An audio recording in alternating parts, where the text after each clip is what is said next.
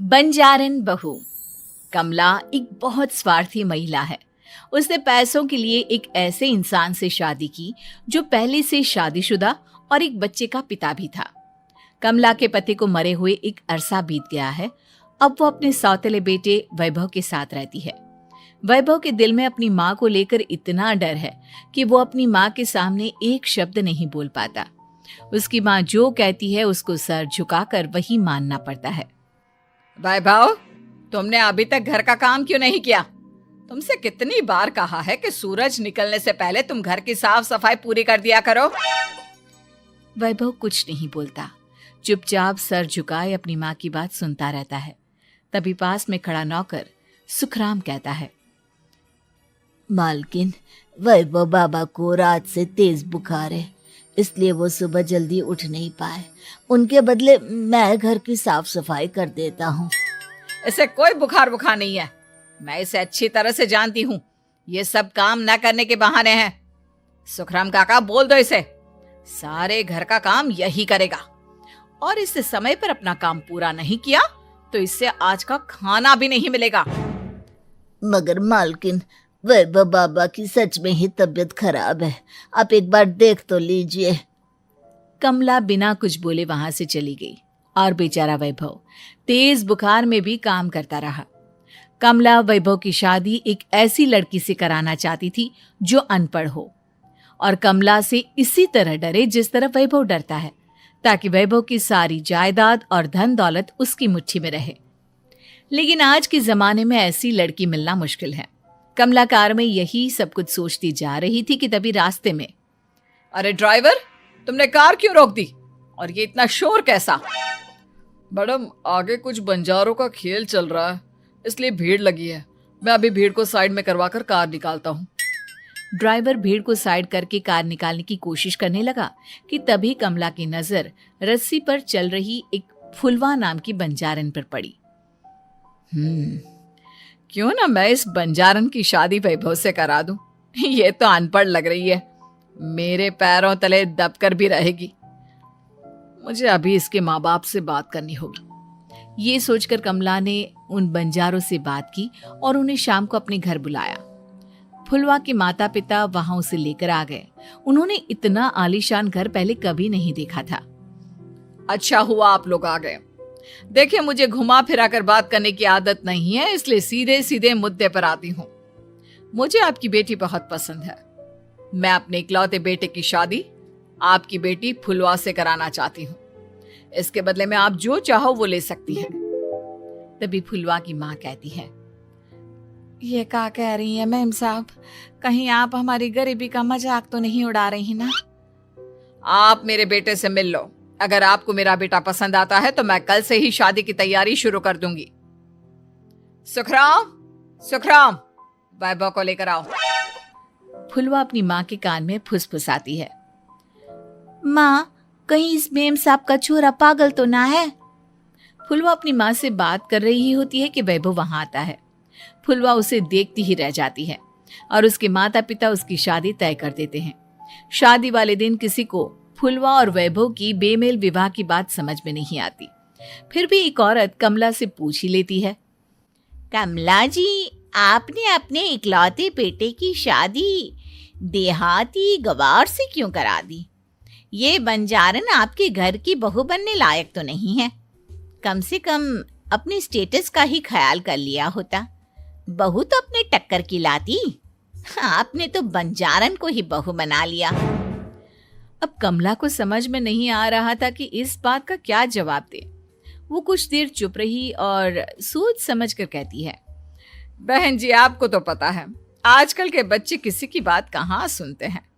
मैं तो अपनी बहू एक पढ़ी लिखी और अपनी सोसाइटी की ही ढूंढ रही थी। लेकिन मेरे बेटे ने मेरे सामने इस बंजारन को लाकर खड़ा कर दिया। बोला कि मैं शादी करूंगा तो इसी से। अब भला मैं क्या करती, मुझे अपने बेटे के सामने झुकना ही पड़ा।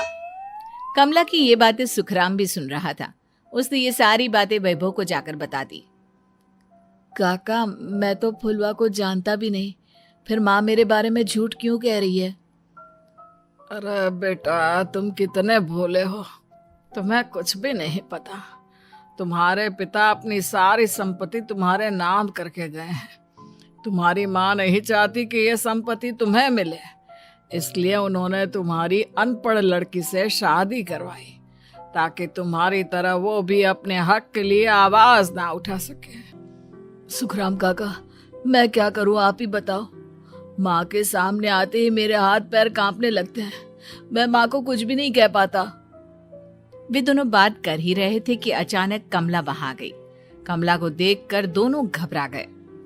तुम दोनों फिर कभी बातें कर लेना, अभी फेरों का समय हो गया है, चलो जल्दी आओ। इस तरह फुलवा और वैभव की शादी हो गई। अगले दिन कमला ने फुलवा को बुलाया और उसे नसीहत देने लगी। देख बंजारन, तुझे मैंने अपनी बहू बना तो लिया है, लेकिन तुझे इस घर में आँख कान मुंह बंद करके रहना होगा। घर का काम कर और अपने पति से मतलब रख, समझी? कमला का ऐसा रवैया फुलवा को बिल्कुल समझ में नहीं आया। उसने वैभव से इस बारे में बात की। सुनिए ना, माँ जी ने जिस तरह मुझसे बात की मुझे अच्छा नहीं लगा। शादी से पहले तो वो मुझसे बहुत अच्छे से बात कर रही थी, लेकिन शादी के बाद उन्हें क्या हो गया? तुम ज्यादा मत सोचो, जैसा माँ कहती है वैसा ही करो। ये कहकर वैभव वहां से चला गया। अगले दिन वैभव को घर के नौकरों की तरह काम करता देख फुलवा को बहुत हैरानी हुई। फुलवा ने इस बारे में सुखराम काका से बात की तो सुखराम काका ने फुलवा को सारी बात बता दी। अब फुलवा को समझ में आ गया कि उसकी सास ने एक बंजारन को बहू क्यों बनाया। एक दिन वैभव घर का काम कर रहा था, तभी उससे कांच की प्लेट टूट गई। किसने गिराई ये कांच की प्लेट? वैभव को वहां खड़ा देख कमला ने छड़ी से उसे मारना शुरू कर दिया। उसके पैर में कांच चुभ गया और खून बहने लगा, लेकिन फिर भी कमला उसे मारे जा रही थी। ये देखकर फुलवा ने कमला के हाथ से छड़ी छीन ली और तोड़कर फेंक दी।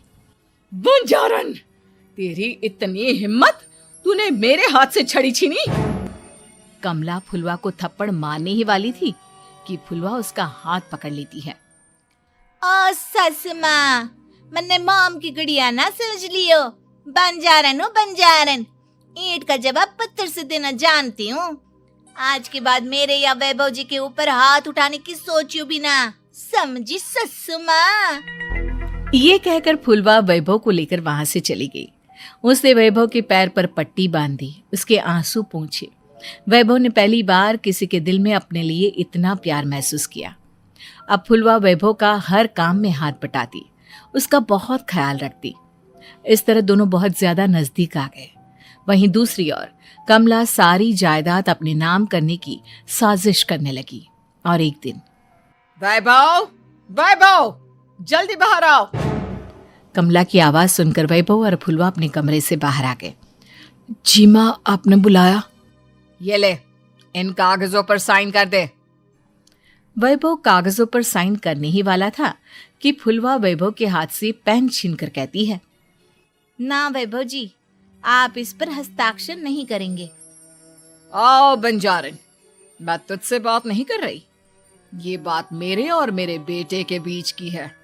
चुपचाप पेन दे दे, नहीं तो तेरी खाल उधेड़ लूंगी। ससु माँ, बंजारन की खाल इतनी भी ढीली ना होवे कि कोई भी उधेड़ लेवे। जो यकीन ना आता हो तो देख ले उतार के। और हाँ, बंजारन जरूर हूँ पर अनपढ़ ना हूँ। मैंने भी पता है कि किसी भी कागज पर साइन करने से पहले उसे अच्छी तरह पढ़ लेवे हैं। पेन देती है या नहीं? ये कहकर कमला फुलवा को मारने आई तो फुलवा ने कमला को धक्का दे दिया और वो नीचे गिर गई। कमला डरकर वहां से भाग गई। अब फुलवा ने वो कागज उठाए और वैभव के साथ सीधा वकील के पास चली गई। वकील ने वो कागज देखे और फुलवा को बताया, वैभव के पिता की सारी जायदाद और संपत्ति वैभव के नाम है, लेकिन वैभव की सौतेली माँ इस संपत्ति को अपने नाम कराना चाहती है, इसलिए इन कागजों पर वो साइन करा रही थी। तो अब हमें क्या करना चाहिए वकील साहब? वकील ने फुलवा और वैभव को सब कुछ अच्छी तरह से समझा दिया। अब दोनों घर पर पुलिस को लेकर पहुंचे। कमला पुलिस को देखकर घबरा गई। पुलिस ने कहा, आपके नाम की कंप्लेंट हुई है, आपको हमारे साथ थाने चलना होगा। कंप्लेंट? कैसे कंप्लेंट? आप अपने सौतेले बेटे पर बहुत अत्याचार करती हो, धोखे से सारी जायदाद अपने नाम करा रही थी। अब नहीं इंस्पेक्टर साहब, जरूर ये मेरी बहू की कोई साजिश है, इसने गलत कंप्लेंट की है। मैडम, शिकायत आपकी बहू ने नहीं बल्कि आपके बेटे वैभव ने की है। कमला वैभव का नाम सुनकर दंग रह गई। जिस बेटे ने कभी उसके सामने सर नहीं उठाया था, आज वही बेटा उसके सामने पुलिस को लिए आया है। वैभव, तुम्हारी इतनी हिम्मत कि तुम पुलिस को ले आए? हाँ माँ, मैं लाया हूँ पुलिस को, और मेरे अंदर इतनी हिम्मत कभी ना आती अगर फुलवा मेरा साथ ना देती। आपने बंजारन बहू को लाकर अपने ही पैर पर कुल्हाड़ी मारी है माँ।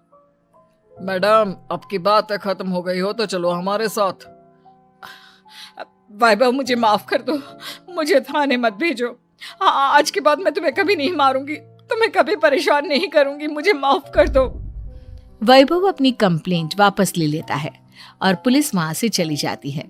वैभव अपनी सौतेली माँ से कहता है, मैंने पुलिस को वापस तो भेज दिया है, लेकिन मैं आपको माफ नहीं कर सकता।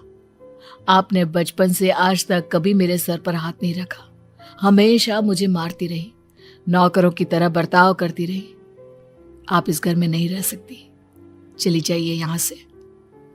कमला घर छोड़कर चली गई और सड़क किनारे खड़ी होकर सोचने लगी, काश मैंने वैभव को माँ की तरह प्यार किया होता तो आज मैं इस तरह से बेसहारा ना